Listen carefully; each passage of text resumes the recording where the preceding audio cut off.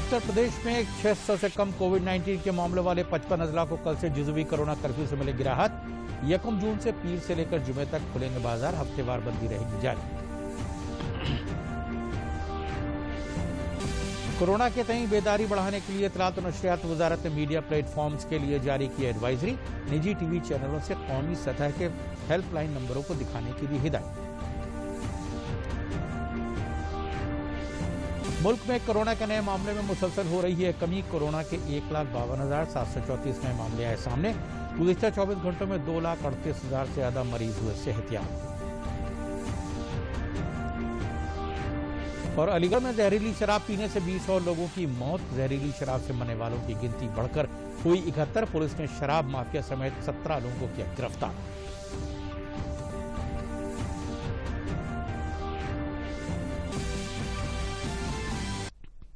आदाब, खबरों के साथ हाजिर हूं मैं सैयद शबाहत हुसैन और अब खबरें तफसील से। रियासती हुकूमत ने कोविड-19 के इन्फेक्शन के कम होते मामलात के मद्देनजर 55 अजला में जुज़वी कर्फ्यू से राहत देने की तैयारी की है। रियासत में 55 ऐसे अजला जहां कोरोना के मामले 600 से कम हैं, वहां राहत देने का फैसला लिया गया है। यहां पीर से लेकर जुमे तक सुबह 7 बजे से शाम 7 बजे तक बाजार खोलने की इजाजत दी गई है, लेकिन सिनेमाघर, मॉल और जिम पर पाबंदी जारी रहेगी। रेस्टोरेंट खोलने की इजाजत होगी, लेकिन भीड़ कर बैठकर खाना खाने की इजाजत नहीं होगी। राहत वाले अजला में रात और हफ्ते वार कर्फ्यू जारी रहेगा। इन अजला में राहत देने का फैसला 1 हफ्ते बाद किया जाएगा। जिन जिलों को राहत दी गई है उनमें हाथरस, कासगंज, श्रावस्ती, कौशाम्बी, अम्बेडकर नगर, हमीरपुर, कानपुर देहात, फतेहपुर, चित्रकूट, बरेली, संत कबीर नगर, कन्नौज, मैनपुरी, औरैया, पीलीभीत, बांदा, जालौन, चंदौली और मिर्जापुर में इकाई में कोरोना मुतासरीन की तादाद है। जबकि दहाई गिनती वाले अजला में महोबा, बलरामपुर, मऊ, फिरोजाबाद, बागपत, सिद्धार्थनगर, संभल, अमेठी, एटा, फर्रुखाबाद, बहराइच, बस्ती, रामपुर, गोंडा, महाराजगंज, सीतापुर, हापुड़, शामली, ललितपुर, हरदोई, इटावा, बिजनौर, सुल्तानपुर, उन्नाव, बदायूं, कुशीनगर, प्रतापगढ़ और अमरोहा शामिल हैं। राजधानी लखनऊ में अभी जुज़वी कर्फ्यू जारी रहेगा। मुल्क की कई रियासतों में कोरोना वायरस के नए मामलात में कमी आ रही है। इसके मद्देनजर कई रियासतों रफ्तार रफ्तार लॉकडाउन में ढील दे रही हैं, तो कई रियासतों ने लॉकडाउन को आगे बढ़ाने का फैसला किया है। शुमाल भारत की कुछ रियासतों में लॉकडाउन में रियायत दी गई है, तो जुनूबी भारत और मशरकी की कई रियासतों ने पाबंदी बढ़ाने का ऐलान किया है। रियासत उत्तर प्रदेश हुकूमत ने जारी लॉकडाउन में रियायत देने का फैसला किया है। लॉकडाउन में ये रियायत 1 जून से नाफिज होगी। इसके तहत रियासत में शनिचर और इतवार को छोड़कर हफ्ते में 5 दिन दुकानें खोलने की इजाजत दी गई है। हालांकि 600 से ज्यादा एक्टिव केस वाले शहरों में रियायत न देने का फैसला किया गया है। ऐसे में लखनऊ, मुरादाबाद और मेरठ समेत 600 से ज्यादा एक्टिव केस वाले 20 शहरों में फिलहाल कोई छूट नहीं दी गई है। वहीं पूरी रियासत में रात का कर्फ्यू जारी रहेगा। रियासती हुकूमत की जानिब से जारी गाइडलाइन के मुताबिक रियासत में दुकानें सुबह 7 बजे से शाम 7 बजे तक कंटेनमेंट जोन को छोड़कर खोलने की इजाजत हफ्ते में 5 दिन होगी। वहीं शनिचर और इतवार को पहले की तरह वीक एंड लॉकडाउन जारी रहेगा। कोरोना के तई बेदारी बढ़ाने के लिए इत्तलात और नशरियात वजारत ने मीडिया प्लेटफॉर्म्स के लिए एडवाइजरी जारी की है। हुकूमत ने कहा है कि निजी टीवी चैनलों ने लोगों के दरमियान कोरोना इन्फेक्शन से बचाव और उनमें बेदारी लाने के लिए अहम कदम उठाए हैं। हुकूमत ने चैनलों से कौमी सतह के हेल्पलाइन नंबरों को दिखाने के लिए कहा है। हुकूमत ने कहा है कि वो कोविड इलाज प्रोटोकॉल, कोविड मुनासिब बर्ताव और टीकाकारी के बारे में बेदारी पैदा करना चाहती है। एडवाइजरी में प्राइवेट टीवी चैनलों को सलाह दी गई है कि वो टिकर के जरिए 4 कौमी सतह की हेल्पलाइन नंबरों के बारे में बेदारी बढ़ाएं। खासकर प्राइम टाइम के दौरान ये 4 हेल्पलाइन नंबर्स हैं। सेहत और कुनबा बहबूद वजारत का कौमी हेल्पलाइन नंबर 1075, बच्चों के लिए ख्वातीन इत्फाल और तरक्यात वजारत का हेल्पलाइन नंबर 1098 और साथ ही बुजुर्गों के लिए मिनिस्ट्री ऑफ सोशल जस्टिस का हेल्पलाइन नंबर 14567 और वहीं तफसीली मदद के लिए निमहिज का हेल्पलाइन नंबर 08046110007 है।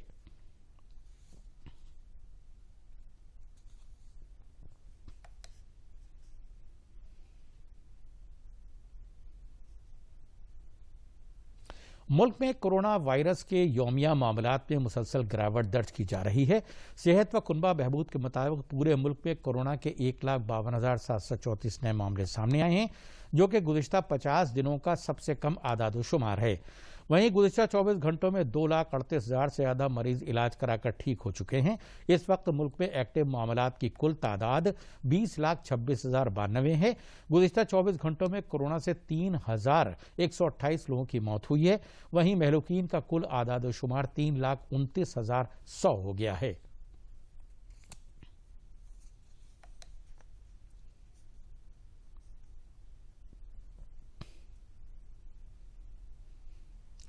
कोरोना के खिलाफ टीकाकारी मुहिम में भारत तेजी से आगे बढ़ रहा है। मरकजी सेहत व कुनबा बहबूद के मुताबिक मुल्क में अब तक 21 करोड़ 31 लाख से ज्यादा कोविड टीके लगाए गए हैं। वहीं गुज़िश्ता 24 घंटों में 10,18,000 से ज्यादा टीके लगाए गए। कोविड-19 वबा की दूसरी लहर की वजह से मुख्तलिफ ज़ुमरों और कारोबार में हुई मईशत की कमी को ध्यान में रखते हुए हुकूमत ने emergency credit line guarantee scheme के दायरे को मजीद बढ़ा दिया है।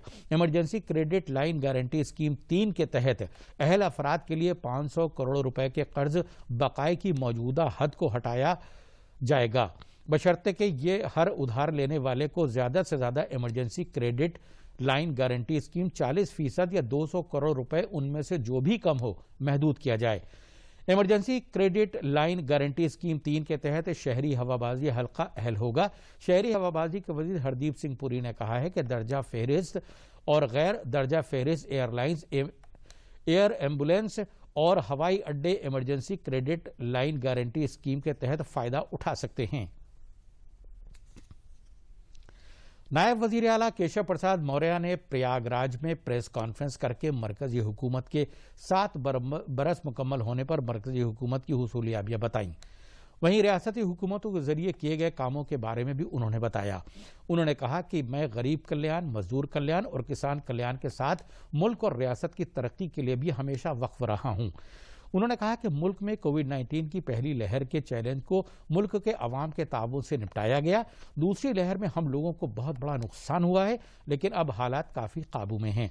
उन्होंने कहा कि कोविड के दौर में अपने वालिदैन को खो देने वाले यतीम बच्चों को मदद के लिए पीएम केयर्स फंड के जरिए बड़ा ऐलान किया गया है। वहीं रियासती हुकूमत के जरिए ऐसे बच्चों के लिए 4,000 रुपए माहाना फंड का इंतजाम किया गया है।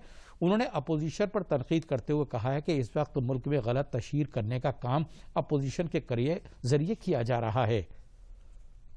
तो जो हमारे ऐसे अनाथ बच्चे जिनके माता पिता भी नहीं रहे, ऐसे बच्चों के लिए माननीय प्रधानमंत्री श्री नरेंद्र मोदी जी के नेतृत्व में पीएम केयर फंड जो है उसके माध्यम से बड़ी घोषणा की गई है और बच्चों के प्रति अपना उत्तरदायित्व दिखाया गया है और प्रदेश सरकार के माध्यम से भी ऐसे बच्चों के लिए 4,000 रुपये मासिक की पेंशन की भी व्यवस्था की गई है। गरीब कल्याण के लिए, मजदूर कल्याण के लिए, किसान कल्याण के लिए समर्पित रहा है, देश के विकास के लिए समर्पित रहा है। लेकिन यह एक चुनौतीपूर्ण एक संकट जो कोविड का आया, पहली बार जब कोरोना का महासंकट आया तो उससे देशवासियों के सहयोग से दुनिया में सबसे अच्छे ढंग से निपटा गया। दूसरी लहर में और बड़ी क्षति हम लोगों को उठानी जरूर पड़ी है, लेकिन अब काफ़ी कुछ नियंत्रण में है और मुझे पूरा विश्वास है उत्तर प्रदेश सहित देश में कोरोना पर जल्दी ही नियंत्रण पा लिया जाएगा। वजीर आजम नरेंद्र मोदी की क़यादत में मरकजी हुकूमत के 7 बरस मुकम्मल होने के सिलसिले में कल लखनऊ में बीजेपी की तिब्बी सेल अवध हल्के के जरिए सेवा दिवस मनाया गया। इसके तहत सैकड़ों लोगों को कोरोना से बचाव और इम्यूनिटी बढ़ाने की होम्योपैथिक दवा तकसीम की गई और साथ ही लोगों को कोरोना से कैसे लड़ें इसके लिए बेदार भी किया गया। प्रोग्राम में तिब्बी सेल अवध हल्के के सदर SC तिवारी और दीगर कारकुन भी मौजूद रहे।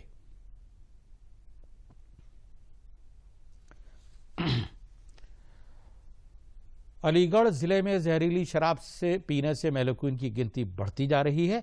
इतवार को 20 और लोगों की जहरीली शराब पीने से मौत हो गई। अब तक मरने वालों की तादाद 71 हो गई है। पुलिस ने 50,000 के इनामी माफिया विपिन समेत 10 लोगों को गिरफ्तार किया है। इस मामले में अब तक 17 लोगों को गिरफ्तार किया जा चुका है। विपिन की निशानदेही पर पनेठी के जंगलों में फैक्ट्री पर छापा मारकर बड़ी मकदार में गैर कानूनी शराब बनाने में इस्तेमाल होने वाले केमिकल, रैपर और ढक्कन बरामद किए गए। शराब माफिया को 3 दिन की रिमांड पर रखा गया है। एसएसपी ने पट्टप्पल और अकबराबाद थाना इंचार्ज समेत 4 को मुअत्तल कर दिया। वहीं डिप्टी कमिश्नर आबकारी ओपी सिंह ने लोगों से अपील की है कि शराब ना पिएं।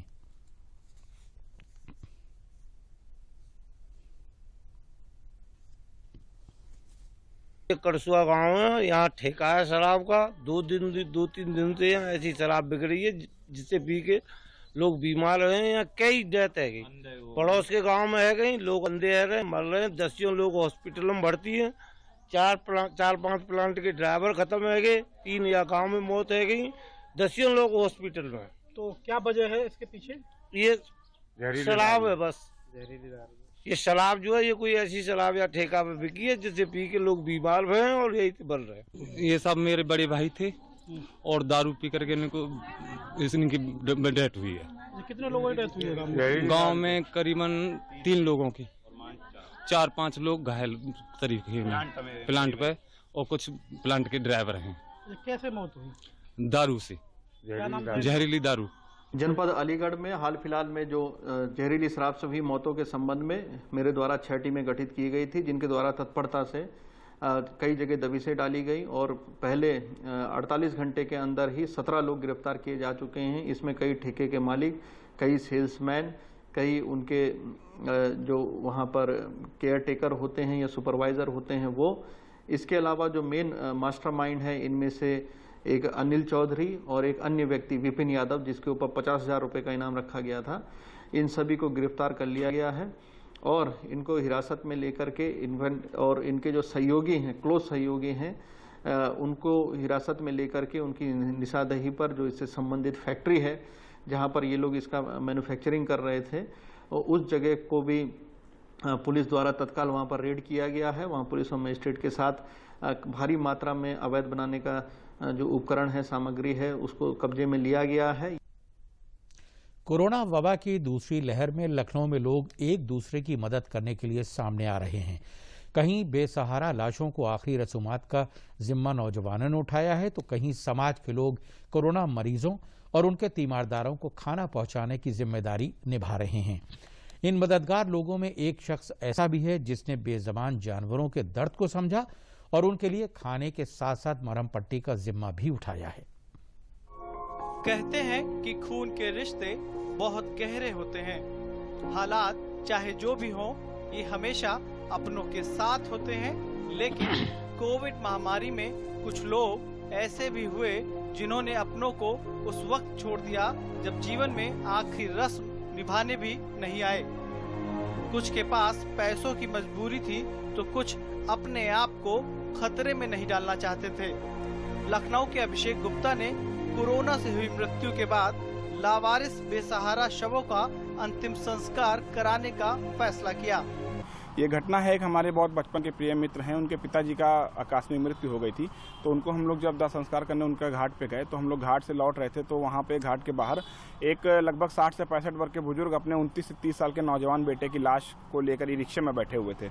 ठीक है, तो जब हम लोग अंदर जा रहे थे घाट पे तभी वो दिखे हम लोग को, लेकिन हम लोग को लगा शायद ये भी दाह संस्कार करने आएंगे। जब हम लोग वापस 2 घंटे बाद घाट से आए तो उसी जगह पे खड़े थे और बिलख रहे थे, रो रहे थे कि उनके बेटे को कोई हाथ लगाने वाला नहीं है कि अंदर ले आके उनका अंत्येष्टि की जा सके। और हम लोग के जो 5-6 लोग की टीम थी, पूरे लोगों ने उनका अंतिम संस्कार कराया अंदर जाके। ठीक उसी के बाद से मन में एक भाव उत्पन्न हुआ और सभी टीम से पूरा विचार विमर्श हुआ। सबने चर्चा करी कि अब लखनऊ में पहले शुरुआत इसकी राजापुरम से की गई थी कि राजापुरम में कहीं भी कोई ऐसी घटना होती जिनके यहाँ कोई अंत्येष्टि करने वाला नहीं है तो हम लोग उनके परिवारजन की तरह पूरा विधि विधान से उनको घर से लेकर के घाट तक उनकी अंत्येष्टि करेंगे। यदि कोई निर्धन परिवार मिलता है तो हम लोग उसके धन की व्यवस्था भी हम लोग स्वयं की तरफ से करेंगे, लोगों के सहयोग से करेंगे और अगले दिन उनका अस्थि विसर्जन भी करने का काम करेंगे। लखनऊ में यह लोग गरीब बेसहारा लोगों के यहाँ हुई कोरोना से मौत पर शव का अंतिम संस्कार कराते हैं, साथ ही इस काम में होने वाला खर्च भी स्वयं उठाते हैं। सर, एक दिन मैं भैंसाकुंड गया था, किसी की मिट्टी हो गई थी, तो वहाँ पे जो उनका शव आया था वो थोड़ा रिलेटिव थे मेरे, मतलब तो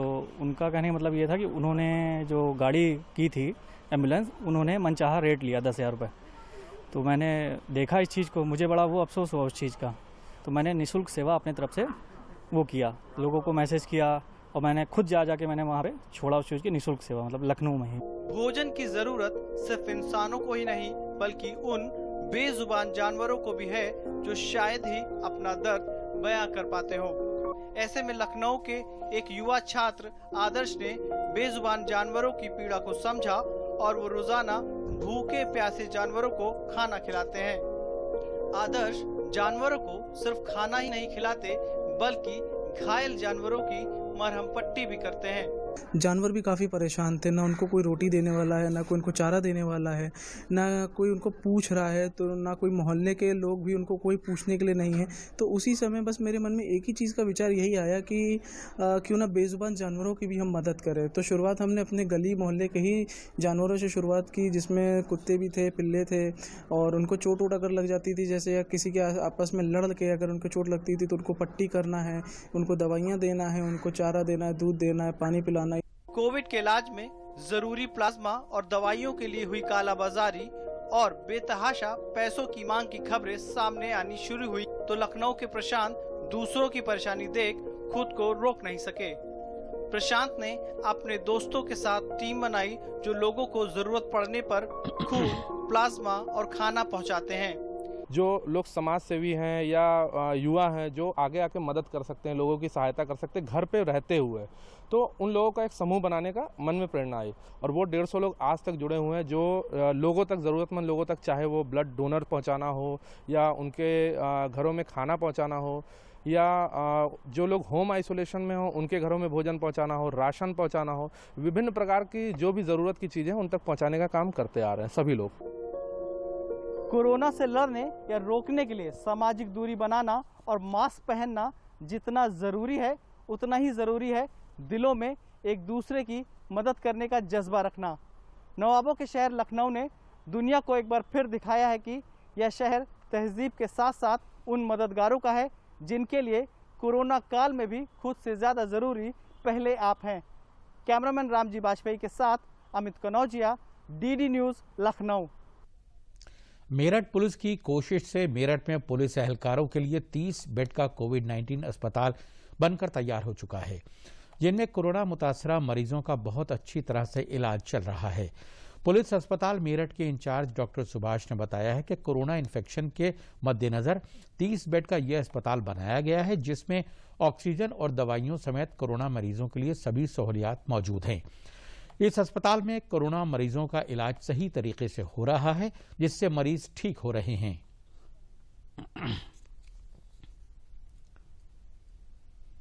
हमारे मेरठ नगर में जिस तरह का कोविड-19 के कारण जिस तरह का भय का वातावरण उत्पन्न हुआ था और ऑक्सीजन की कमी पड़ी, बेडों की कमी पड़ी, लोगों में अविश्वास का वातावरण पैदा हुआ, तो इस बात को देखते हुए पुलिस विभाग ने इस भविष्य के लिए, भविष्य को सोचते हुए, तीसरी लहर को सोचते हुए एक 30 बेड का ऑक्सीजन युक्त कोविड चिकित्सालय स्थापित किया और वो सुचारू रूप से कार्य कर रहा है। और ये हमारे यहाँ 3 मरीज भी भर्ती हैं इस समय और तीनों सकुशल हैं, स्वस्थ हैं और पूरा अच्छा लग रहा है उनको यहाँ पर आकर। और मैं आपको ये भी विश्वास दिलाना चाहूँगा कि हमारे अस्पताल में सबको बेहतर से बेहतर सुविधा दी जाएगी, बेहतर से बेहतर वातावरण दिया जाएगा। और दूसरी बात यह है कि मैं अब देशवासियों से ये भी अपील करूंगा कि ऑक्सीजन या बेड या अस्पताल कोविड-19 का उपचार नहीं है। वास्तव में जो सबसे बड़ी जरूरत है सोशल डिस्टेंसिंग की, शारीरिक दूरी की, नंबर 2 मास्क पहनने की, नंबर 3 हाथों को सैनिटाइज करने की है। ये तीनों अगर हम करते रहेंगे तो हम स्वयं ही बचे रहेंगे उससे। चित्रकूट जिले के सेमरिया जगन्नाथी गांव में बीजेपी जिला सदर चंद्र प्रकाश खरे के साथ देही बाशिंदों ने कोरोना गाइडलाइन पर अमल करते हुए वजीर आजम के मन की बात प्रोग्राम को सुना। प्रोग्राम में देही बाशिंदों ने कोरोना वॉरियर्स किसानों के ताउन और मरकजी हुकूमत के जरिए 7 वर्षों में किए गए कामों के बारे में भी तवज्जो से सुना। देही बाशिंदों ने बताया है कि मन की बात प्रोग्राम को वो हमेशा सुनते हैं और ये उनके लिए हमेशा साबिक़े आमोज रहता है। वज़ीर आज़म के मन की बात से कोरोना वॉरियर्स किसानों के ताउन, खासकर ख्वातीन के जरिए पूरी ऑक्सीजन ट्रेन चलाने के बारे में मालूमात हासिल हुई। बीजेपी जिला सदर ने बताया है कि वज़ीर आज़म की मन की बात हम लोगों के लिए बाइस तरगीब होती है। उन्होंने कोरोना वॉरियर्स किसानों के ताउन और 7 वर्षों में किए गए कामों के बारे में बताया है।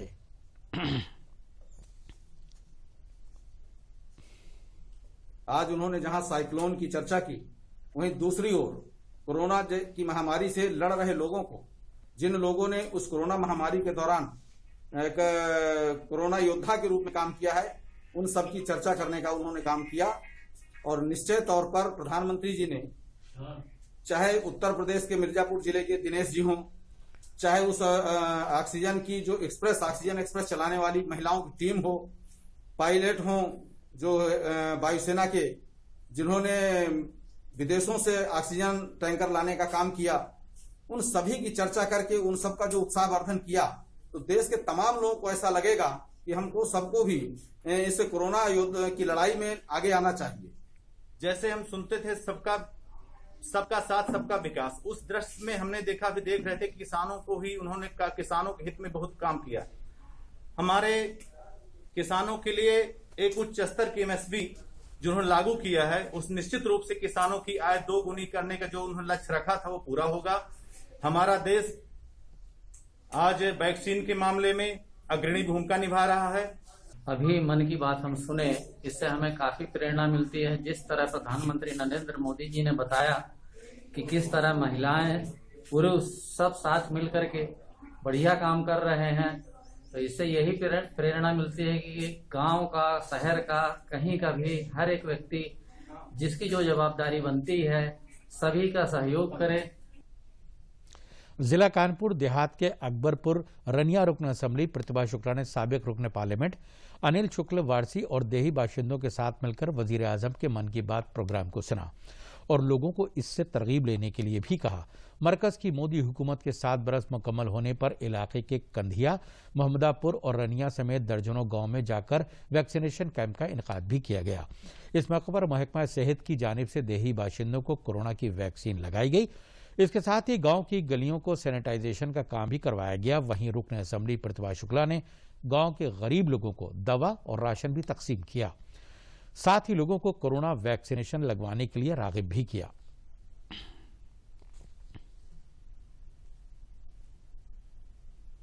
हम लोग बड़ा गर्व का अनुभव कर रहे हैं कि मोदी जी ने इतने संघर्ष के साथ इस महामारी से निपटने का कार्य किया और हमारे प्रधानमंत्री जी को चिंता, लेकिन चूंकि महामारी बहुत भयंकर थी इसलिए हमारे बहुत सारे लोग अपने जो थे हमारे बीच से चले गए। तो हमने सोचा अपनी विधानसभा में जाकर अपने लोगों को कोरोना की दवा के लिए और वैक्सीन लगाने के लिए सजग किया जाए, क्योंकि ये लोग डर रहे हैं। कुछ लोग ऐसे लोगों को ने भ्रम पैदा किया है कि वैक्सीन लगवाने से व्यक्ति मर जाता है, लेकिन वैक्सीन पूर्णतः सुरक्षित है। हमने तो दोनों लगाई है डोज और एक दिन भी आराम नहीं किया, कोई बुखार नहीं आया, सब जनता के बीच में है। लोगों ने भ्रम पैदा कर दिया वैक्सीन को लेकर के, और माननीय मोदी जी का भी कहना है और योगी जी का भी कहना है कि हम लोग जो भाजपा के कार्यकर्ता हैं गांव-गांव जाकर के लोगों का भ्रम दूर करें। तो आज जो चूंकि आज बहुत ही पुनीत दिन है जब माननीय मोदी जी के नेतृत्व में केंद्रीय सरकार के 7 साल पूरे हुए हैं, तो हम लोग भी उनसे जो है कि हम इस बात को शिक्षा लेकर के हम लोग भी गांव-गांव जा रहे हैं। हम लोग कोरोना होने के बावजूद भी हम लोगों ने कभी परहेज नहीं किया। हाँ, कोरोना के जो भी मापदंड हैं उनको रखते हुए हम लोग गांव-गांव में जाकर सबको जागरूक करने का काम कर रहे हैं। फिरोजाबाद चूड़ी जुड़ाई मजदूरों के तवील अरसे से चली आ रही कीमतों में इजाफे के मसले के सिलसिले में कीमत मुकर्ररा करके रियासती हुकूमत ने हुक्मनामा जारी कर दिया है। मजदूर हुकूमत के इस फैसले की तारीफ कर रहे हैं। फिरोजाबाद के चूड़ी जुड़ाई मजदूरों को उनकी मेहनत की मजदूरी पूरी नहीं मिल पाती थी। जुड़ाई मजदूरों की मजदूरी 3000 रुपए फी सैकड़े की शरह और फी 14 तोड़ा पर 1 लीटर मिट्टी के तेल का हुक्मनामा जारी कर दिया गया है। इस हुक्मनामे में चूड़ी जुड़ाई के काम में लगे हुनरमंद, नीम हुनरमंद और गैर हुनरमंद मजदूरों की बुनियाद पर उनकी शरहों को अलग अलग काम के हिसाब से तय किया गया है। शहर की तकरीबन 5 लाख आबादी चूड़ी जुड़ाई के काम में लगी हुई है। फिरोजाबाद के चूड़ी जुड़ाई मजदूर हुकूमत के हुक्म को अपने लिए तोहफामंद मान रहे हैं। 2 वर्ष पहले इस जनपद में इसको लेकर के काफी समस्या उत्पन्न हुई थी, तो उस समय 2100 के जो 100 तोड़े पर जुड़ाई थी तो 2400 रुपये माननीय विधायक सदर मनीष असीजा जी और जिला प्रशासन के विशेष प्रयास से ये बात तय हुई थी और स्थिति सामान्य हुई थी। लेकिन 100 तोड़े में लगभग 13 से 14 लोग नियोजित होते हैं, इससे उनके न्यूनतम मजदूरी में थोड़ा अंतर कम दिख रहा था।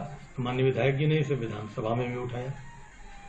फिर एक शासन द्वारा समिति बनाई गई उपश्रम आयुक्त आगरा महोदय की अध्यक्षता में, जिसमें मजदूर और सेवायोजक दोनों पक्ष के सदस्य भी थे।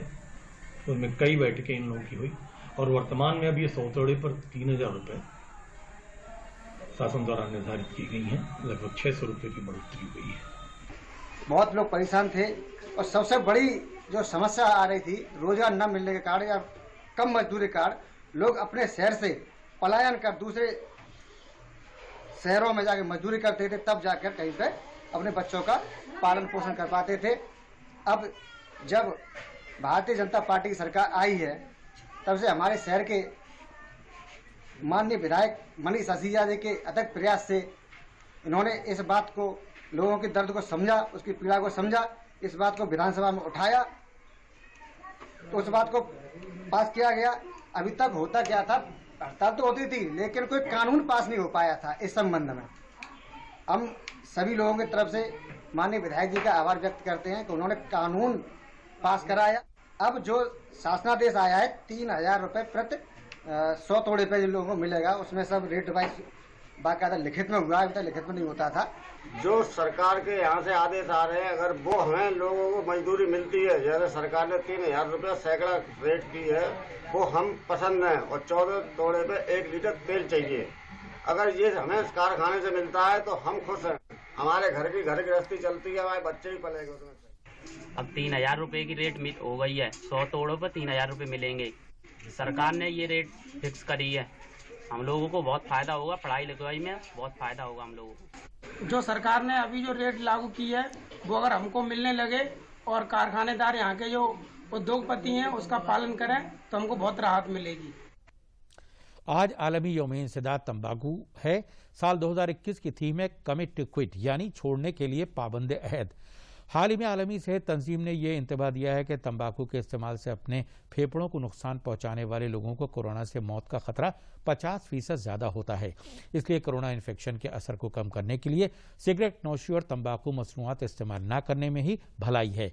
WHO ने ट्वीट कर कहा है कि आज आलमी यौम-ए-इंसदाद तंबाकू है। कोविड-19 वबा की वजह से लाखों तंबाकू सारिफीन कह रहे हैं कि वो तंबाकू छोड़ना चाहते हैं। और आखिर में अहम खबरें एक बार फिर।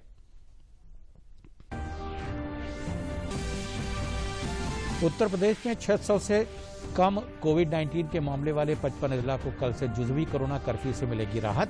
1 जून से पीर से लेकर जुमे तक खुलेंगे बाजार, हफ्तेवार बंदी रहेगी जारी। मुल्क में कोरोना के नए मामले में मुसलसल हो रही है कमी। कोरोना के 1,52,734 नए मामले आए सामने। गुज़िश्ता 24 घंटों में 2,38,000 से ज्यादा मरीज हुए सेहतयाब। और अलीगढ़ में जहरीली शराब पीने से 20 और लोगों की मौत। जहरीली शराब से मरने वालों की गिनती बढ़कर हुई 71। पुलिस ने शराब माफिया समेत 17 लोगों को किया गिरफ्तार।